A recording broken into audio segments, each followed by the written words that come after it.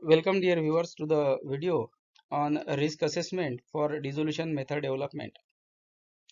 I think this is a comparatively new topic for the viewers, and you might have uh, heard regarding risk assessment.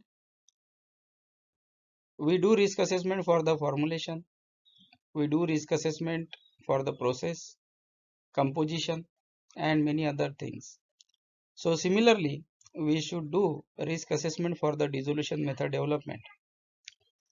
Dissolution method development is one of the key requirement for the pharmaceutical product registration and approval. Let's start with some introductory part for the risk assessment. Risk assessment for dissolution method development, quality by design, QBD, and regulatory expectations we need to know. This video will be specifically for the topic on dissolution method development, considering the oral solid dosage forms like capsules, tablets, and modified release formulations. We need to understand what is dissolution. So it is a quality test, or you can consider, or you can say, a test that measures the rate and extent of the drug release from the dosage form into solution. It is a in vitro test to understand the behavior of the formulation in vivo. And why we need to risk assessment? Why we need to do risk assessment for the method development? Because it is required, or it is to ensure and identify the factors which are related to the risk onto the dissolution method development. Risk assessment is to identify and mitigate factors that could impact the reliability, reproducibility, and discriminatory power of the dissolution method.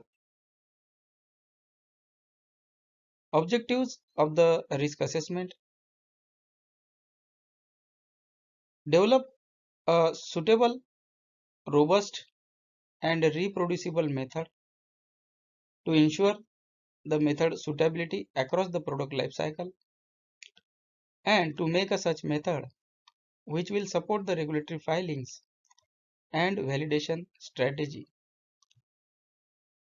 Then another objective is to identify critical method variables, that is CMVs. These are the variables which may impact the method performance. Whenever we are developing the dissolution method, we should also consider and know the regulatory guidelines. Many regulatory guidelines are there. Some of the key guidelines I have included here: ICH Q8R2, Q9, Q10, USP chapter, EMA and FDA method for method development guidances. All these guidelines we should know and understand.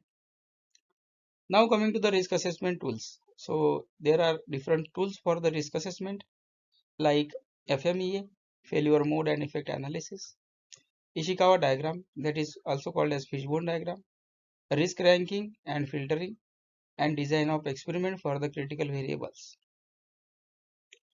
Example of Ishikawa diagram or fishbone diagram is included here. Different factors are considered like equipment, dissolution apparatus will be there, method parameters will be RPM, medium pH, medium volume, medium composition, temperature. Environment will include the temperature and light, materials, related factors, API solubility, effect of excipients and matrix, analyst related factors, technique and handling of the method, and during the testing, how the analyst works onto the method. Critical method variables, CMVs.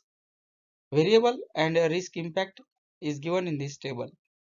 Media composition, it will impact drug solubility and sink conditions. pH of the medium will impact the API ionization, and it will also impact the biorelevance. Agitation speed, it will impact hydrodynamics. Once again, it will impact the rate of dissolution. Then it will impact the biorelevancy. Temperature, it will have a impact on consistency. Temperature should not vary much so that your dissolution will be robust. Sampling time points will affect the discriminatory power. Enzyme and surfactant, especially for the soft gelatin formulations and modified release formulations, and also for the drugs containing the insoluble or low soluble type of molecules. Sampling time points affect the discriminatory power because if you uh, select the time point very wide, then it will not have much discriminatory power. Like if you are working on to IR formulation, IR tablet, and all the contents are getting dissolved or 100% dissolution is getting uh, to happen or going to happen in 15 minutes or 20 minutes, and you are going to put the ATQ in 45 minutes, then it will be a wide specification. So you will not get enough discriminatory power by the choice of these sampling time points. The sampling time point and at which you are going to specify the Q point should be such that it will give you the discriminatory nature. Then product related risk factors. As the dissolution is impacted by the product, impacted by the method, impacted by the media and the dissolution parameters. So one of the most important and critical parameter or factor you can say is product related risk factors. First is API solubility and polymorphism. Then for tablet it will be granule size, compression force. For tablet which are coated it will be coating properties, film thickness, functional polymers. In short, composition of the formulation, drug excipient interactions like cross-linking in the capsules. Many more factors you can write down depending on to particular product. Then method development risk questions. You should ask the questions and you should try to answer those questions for the method development risk assessment. Whether the method is discriminatory, does it differentiate between the batches with quality variation? Is the method robust to minor changes in the parameters? Can it be transferred and validated across the labs or across the sites? Whether the product dissolution method is developed in such a way that it is meeting all the requirements or all the regulatory requirements or not. Then come to the risk control strategies. If you identify the risk, then go for the control strategies. You can use DOE to optimize and control the critical method variables. You can include media robustness studies like variation in the pH or variation in the ionic strength. Perform filter compatibility and stability studies. Establish discriminatory power by comparing the product variants. You can do some composition changes. You can also do some changes to the manufacturing method. You can use the stress samples or stability samples, and then you can establish the discriminatory power. Risk communication and documentation. Once you have identified the risk, then that time document the risk analysis in the development reports. You can include in validation protocols and regulatory submissions. Review risk post technology transfer and scale up. So once you have done the risk assessment, you have developed the method, you have controlled the method using some control strategy, then you have transferred the method, and now it's a time to review that method whether it is working or not. So that is a review of the method or review of the risk post technology transfer or scale up. Now see the conclusion for the risk assessment.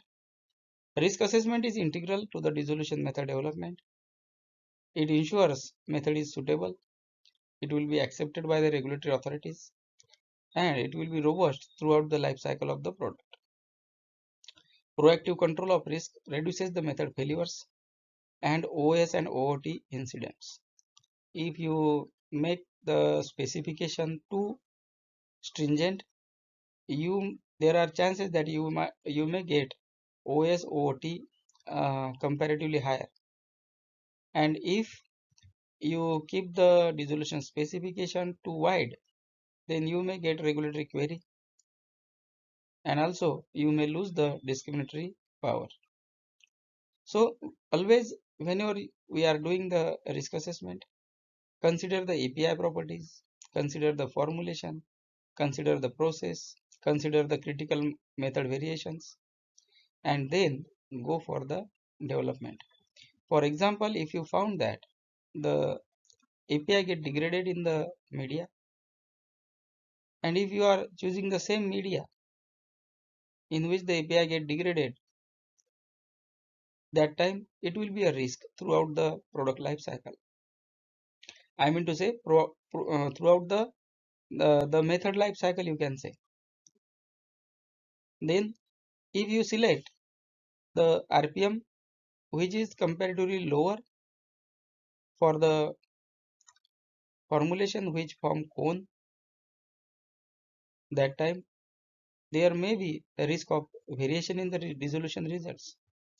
If you develop a method for the capsule formulation, and if you don't do the risk assessment for cross-linking, that time there are chances that the cross-linking will happen on storage or during the stability period, and you can get OS and OTs.